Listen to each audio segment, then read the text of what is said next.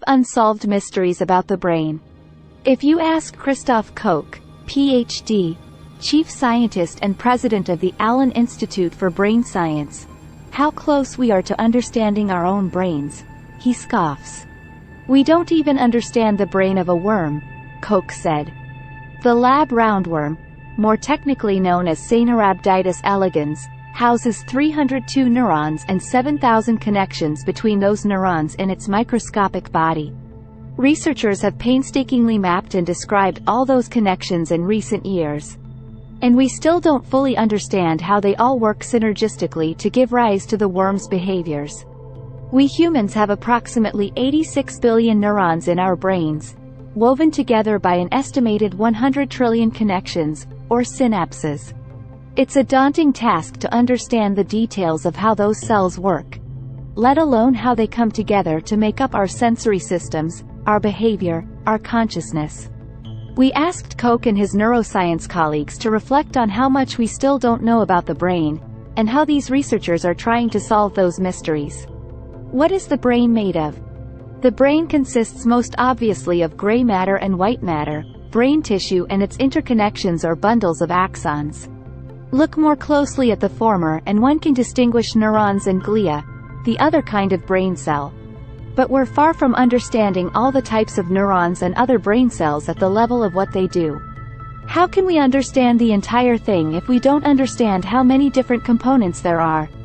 He and his colleagues sometimes refer to this as discovering the periodic table of brain cell types.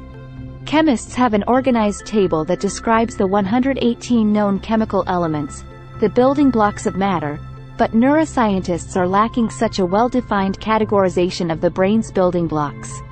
It's human nature, or at least many scientists' nature, to understand something by categorizing it. When Koch was a kid, the first thing he'd do with a new box of Legos was to sort them into types. He said, the 1x1, the 1x2, the 2x4, etc. Sorting neurons is not as simple. Allen Institute for Brain Science researchers are using several characteristics to define a brain cell type.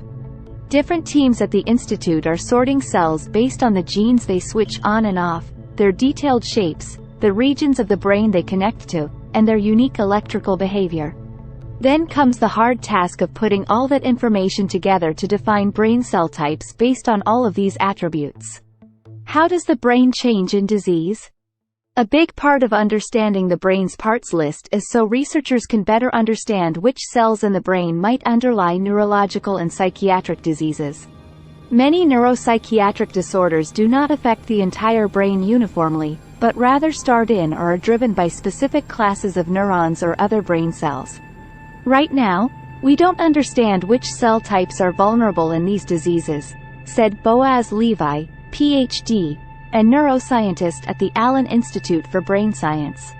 If researchers compile the full list of brain cell types, they could then see which types of cells die, grow out of control or otherwise change their course in diseases of the brain. Researchers could then build better tools to study those disease-triggering cells, and possibly therapies that target a single cell type at the heart of disease. As part of the Allen Institute's work studying different human brain cell types, Levi and his colleagues developed molecular tools to isolate and track those specific cells. Those tools could potentially be engineered to deliver specific gene therapies or other treatments directly to a certain cell type. The Allen Institute researchers are now collaborating with a team at Seattle Children's Research Institute to test whether one of these tools could be used to treat Dravet syndrome, an uncommon but severe form of early childhood epilepsy that is usually caused by a mutation in a single gene and which affects a specific class of neurons. How do neurons talk to each other? Biology textbooks tell us that the brain communicates via synapses, specialized connections between two different neurons. We believe this is true for many neuron types in the brain, said Jack Waters, Ph.D., a neuroscientist at the Allen Institute for Brain Science. The majority of neurons use one of two common signaling molecules known as neurotransmitters, GABA or glutamate, that are known to pass through specialized synapses. Neuroscientists have been studying the visual part of the mammalian brain for decades, but until very recently technology only allowed them to capture information from a handful of neurons at a time. It's like if you tried to watch a movie but could only see 1,000 pixels out of several million on the screen, Koch said. Imagine you have to infer who loves whom, who backstabs whom, what's going on from just those few pixels, he said. That's the situation you have had in neuroscience until recently. You record from a handful of neurons and try to infer some common principles. Researchers on the observatory team are now looking at tens of thousands of neurons as they fire in real time. As for those principles of computation? So far, there doesn't seem to be a simple answer, Koch said.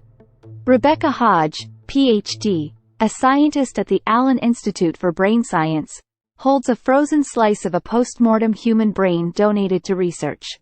A new effort led by the Allen Institute aims to map the entire human brain at single-cell resolution.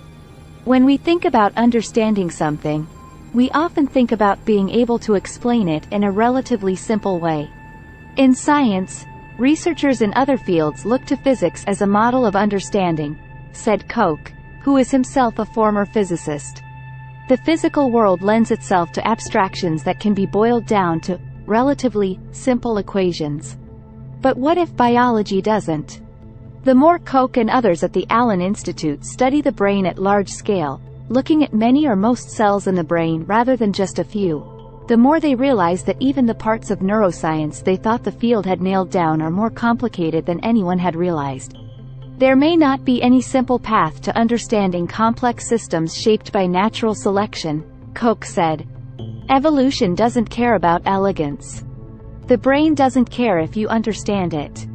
So how can we get to an understanding of the brain that will help feed medical research and satisfy our curiosity about this organ that makes us uniquely who we are? It might take more computational power, Koch said. Computer models can help, but we may need a lot of them to explain each little piece of the puzzle.